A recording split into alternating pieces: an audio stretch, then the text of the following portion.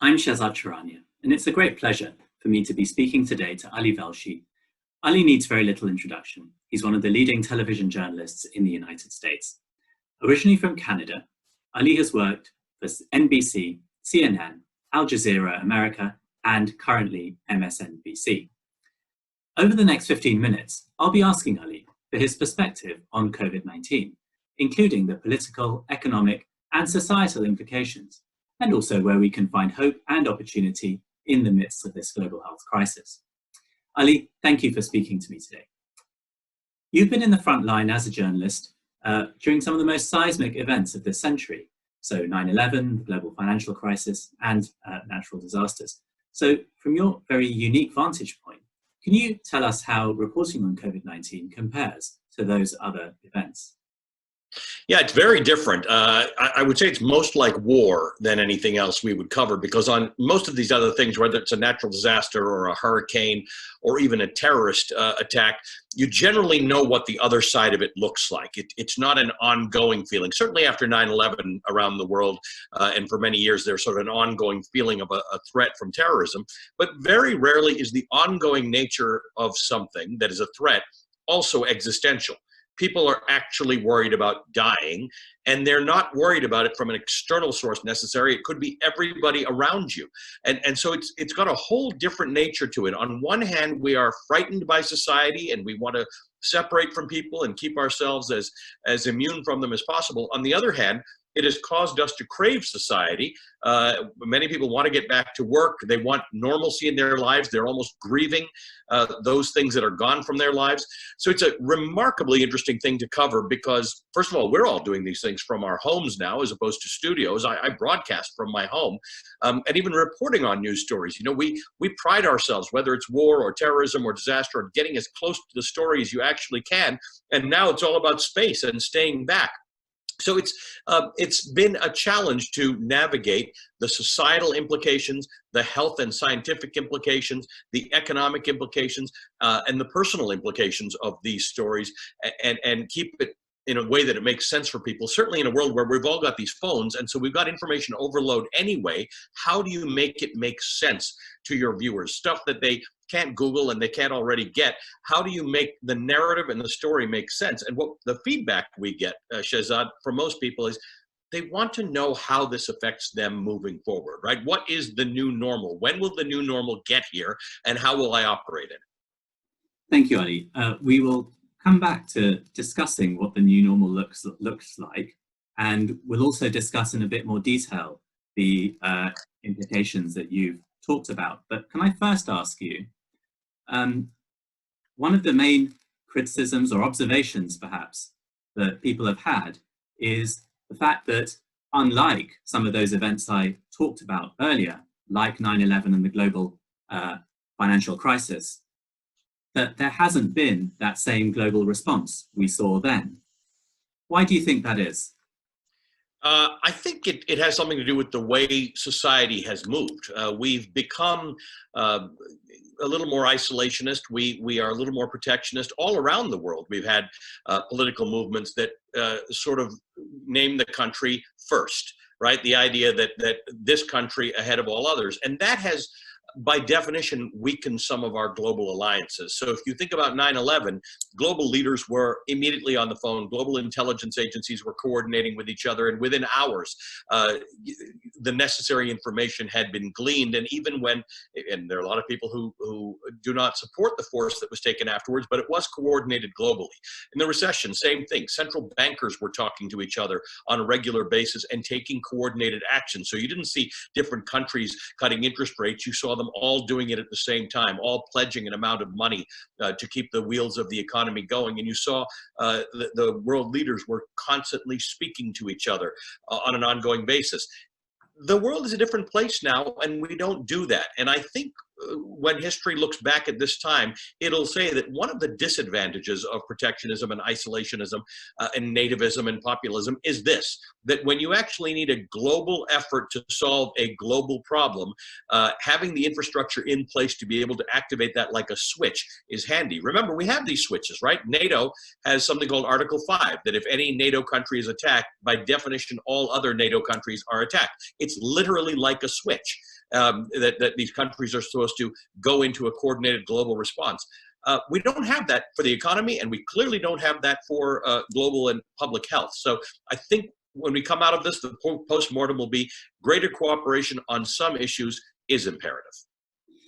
So you've talked there about the fragmented responses that we're seeing rather than a coherent approach.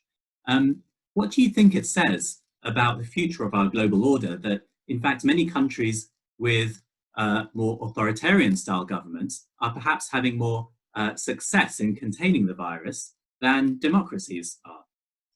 It's an interesting lesson that is emerging from this. You see countries that are completely able to decide what they're going to do and dictate that to their populations, able to control the disease. And look, that's logical, right? On the other side of the spectrum, you have some places in America where there are protests with people who have guns going to state legislatures to protest the stay-at-home orders. So, you know, in certain cultures, we hold freedom above all else. In certain other cultures, we hold the community good above all else. And yet in other countries, it doesn't matter what you hold above all else because it's government that has that control. I certainly hope, as a person who likes democracy, that our takeaway from this is that democracy is not good at, I hope that our takeaway is not that democracy is not good at fighting these things. I think there's an intersection of order and good public policy that doesn't have to be thought of as taking away your freedoms. But this is a complicated issue because we're talking about contact tracing, using your phones to see who you've been near. I live in New York. When we open up for business, most buildings will have cameras, not just so that if you get coronavirus, they can trace exactly where you've been, but thermal cameras to measure your body temperature. You know, after 9/11, after security threats, we tend to allow some of our civil liberties to go away in the interest of public safety, and that discussion is going to come up again here. So in some way, our democracy-loving states are going to become a little bit more like our, our totalitarian states in that they're going to watch us more closely. Our phones will know where we are more closely. We'll be tracked more closely. And the reason, some will call it an excuse, but the reason here is going to be public health. And potentially security as well. And, when governments and the public think about threats to national security, we will immediately turn our minds to terrorism. Correct. Certainly over the last 15 or 20 years, that's how we've become accustomed to thinking about national security. But do you think then that, based on what you've just said, that this pandemic has the potential to change how we perceive threats and the security and safety of citizens? Well, it should, right? Because we haven't seen this. I understand why people don't think of these things as serious because we haven't seen a pandemic of this nature in 100 years. And we have definitely come to think that science and technology are so good that they can solve all these things, that these things tend to happen elsewhere in the world, in places that don't spend much on public health, but they don't really happen here. We saw Ebola, and when it got to the United States, it was quashed. We saw SARS, which seemed very serious at the time, but actually killed very few people. So we have this impression that science and technology are at a level that we don't need to worry about it. Look at all the diseases that we can cure now. Look at all the various cancers we can cure. There are a handful of afflictions that one gets that will actually kill them. On the other hand, we also spend a little less time studying the life sciences and bioscience. So when you go out there, not everybody knows what the difference is between a cold and a flu and a virus and a bacteria and what an antibiotic works on. So I think one of the takeaways from this is we all actually have to be humbled by nature and by the earth. And by the way, this fits into other discussions that we've been having about the climate, right? At some juncture, nature is efficient, as this virus is showing. It knows what it wants, and it is bigger than we are. We will be able to grapple with it, but we will only grapple with it when we make changes to our behavior so that we can go on. And it's clear that if this has happened, something like this can happen again. So I think our threat matrix completely changes now. We just didn't think about these things as not only serious, but existential. And now we're thinking about both. It has brought much of the world to a standstill in a way that terrorism never did. Yeah, and you talked earlier, Ali, about communities, and I think about from at a local level and perhaps a very parochial level, how, for example, my family now is gathering on Zoom every Friday for Friday prayers in a way that, of course, we never thought of doing previously. So going to that local level, that more societal level, how do you think, or how do you see this pandemic is impacting on our communities?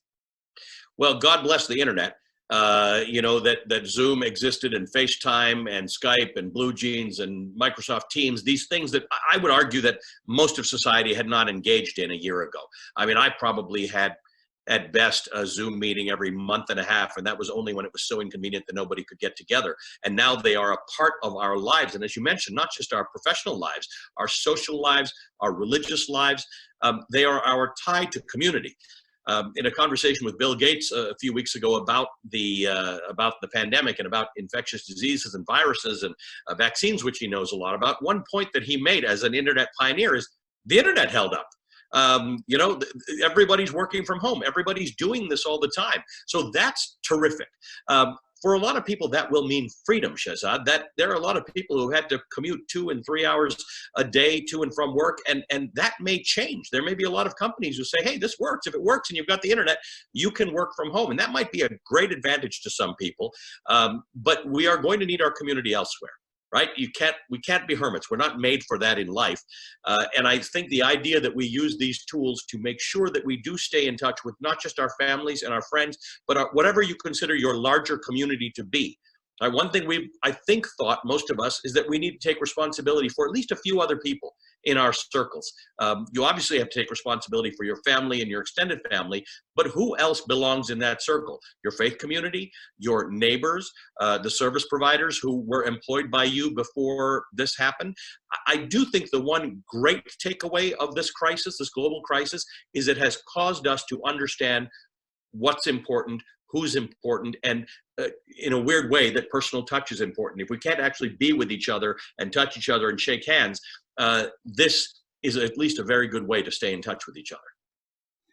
And so thinking then, moving from the present to the future, can you tell us a bit more about your thoughts on how the pandemic will shape our future?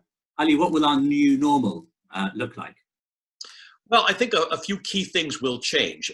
There have been trends afoot that have been very slow to change, and people have been slow to adopt, that are now going to suddenly become mainstream. So meetings where, can I conference in, can I call in, and people would say, no, we really need to be there. This idea of FaceTime, which is very, very important in so many parts of the world in terms of culture and business, will start to now convert into this. We will be able to take these meetings, which, by the way, means that your productivity will increase. Who thought we could increase more productivity than the fact that we've got computers and everybody's got 1 or 2 phones?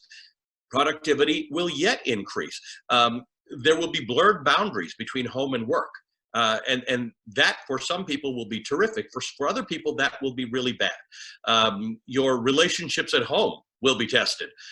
If they are good, then this era of coronavirus has been terrific, because, like me, I can spend time with my wife and my son. But there are a lot of people who have, for very valid reason, tension in their home. There are a lot of people in homes that are not safe for them. So we're going to have to understand, how do you reach out and protect those people? In the workplace, trends that were going away are going away.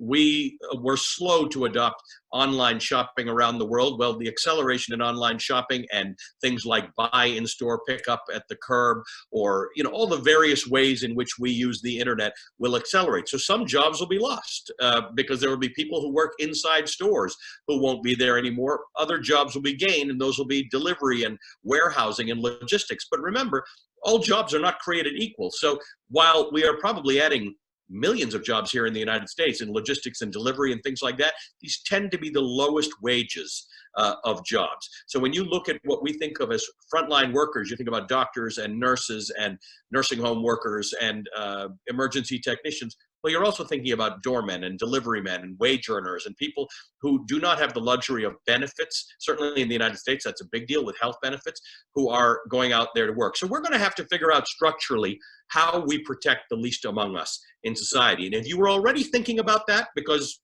those are good things to think about, then this is your moment to double down on it and say, we will all come out of this unequally. And what will we do to step up from a policy perspective in our countries and on an individual familial basis, taking care of those who are going to come out of this hurting?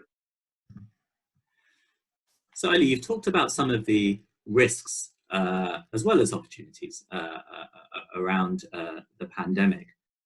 What about the most vulnerable people in our societies? And by that, I don't just mean people with underlying health issues, but actually people within the Black economy, people on 0-hours contracts, our cleaners. You know, when money is tight, who are the, you know, perhaps they're the first people we think about or don't think about when we think about kind of tightening our purse strings.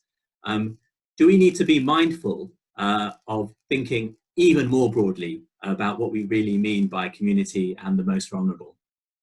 Yeah, I think we do. One of the problems as a journalist who deals with the economy is that the measure of the global economy and our GDP is a total measure, and it looks really good. Net wages go up, net productivity goes up, net income goes up. But when you parse it, what you realize is that people whom you've mentioned, contract workers, gig workers, freelance workers, people in the United States, for instance, many workers don't get health care because health care is tied to your employment. Those people are actually not doing better, but the aggregate does well because the wealthy in society continue to do well. Stock markets perform well, and they will come back again in short order. Property values continue to do well. One of the difficulties in solving for the least among us, because most people are on the right side of this issue emotionally, but they say, you know what, it's very difficult and it takes a lot of hard work and it's expensive. Well, guess what? Everything we are doing right now is difficult, takes a lot of hard work, and is expensive. We are dropping more money into our economies because of this crisis. Why not use that to rebuild? Why not use that to create a world that is inherently safer and fairer and better? And many people do this in their own lives, through their own charity, through their own community work and their own volunteerism. But why don't we then take that and make sure that we elevate it to national levels? It is a counterpoint to the populism and nativism that is going on in many of our countries, but it is an important counterpoint. We are each other's keeper. We are our brother's keeper, and we need to see this. And part of that is the things that you do as an individual, which you should be doing. But part of that is your vote to remember that when you remember the pandemic of 2020, remember that the thing that can come out of it is that we made a fairer and more just society. Thank you, Ali. That was fascinating and inspiring. Thank you for your time and your insight. Absolutely my pleasure.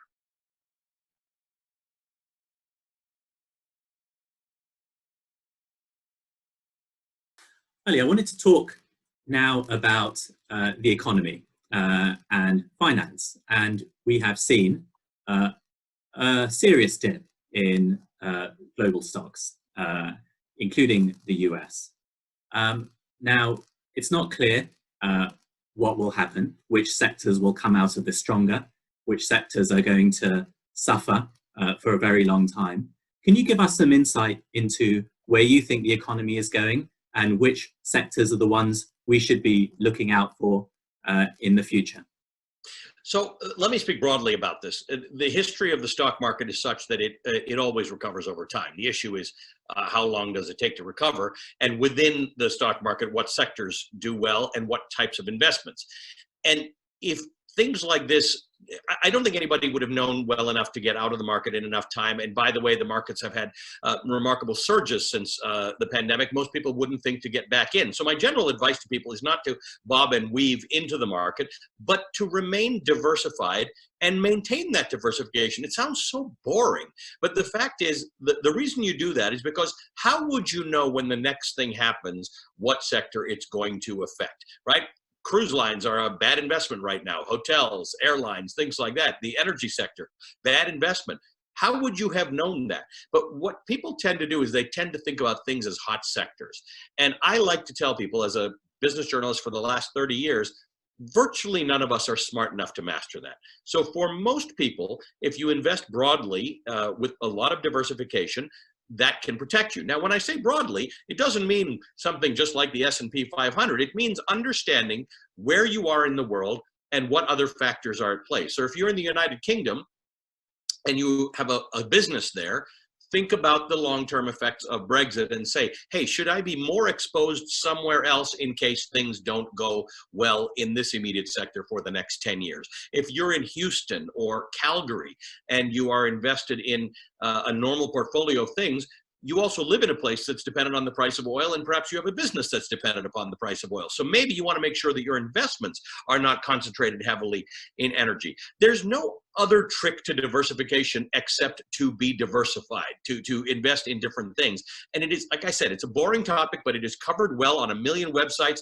and a million books, and it is worth understanding the chapter. There are two kinds of diversity. There's the type of things you invest in, commodities or currencies or stocks, and whether it's stocks, it's mid cap or small cap. Learn all that stuff, but don't put all your eggs in one basket. That's the major lesson that we've learned out of this. Diversified investors will come out on the other side probably okay, as long as you've got a bit of a time horizon.